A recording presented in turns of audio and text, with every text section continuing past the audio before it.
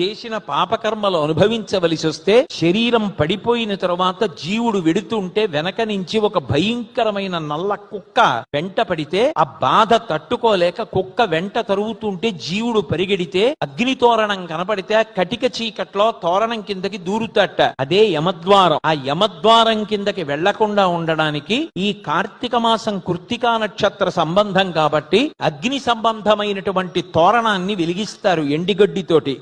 ఆ జ్వాలా తోరణం కింద నుంచి పార్వతీ పరమేశ్వరులు పల్లకిలో వెడుతుంటే ఈ భక్తులందరూ కూడా ఆ పల్లకిలో వెడతారు. ఆంధ్రదేశంలో తూర్పుగోదావరి జిల్లాలో ఉన్నటువంటి దక్షారామ క్షేత్రంలో జరిగేటటువంటి జ్వాలా తోరణం పరమాద్భుతమని భీమఖండంలో వర్ణింపబడింది. అటువంటి జ్వాలా తోరణాలు జరిగి అందరూ కూడా పరమ పవిత్రమయ్యేటట్టుగా నరక బాధ కలగకుండా భగవంతుడు అనుగ్రహించేటటువంటి పరమోత్కృష్టమైనటువంటి తిథి ఈ కార్తీక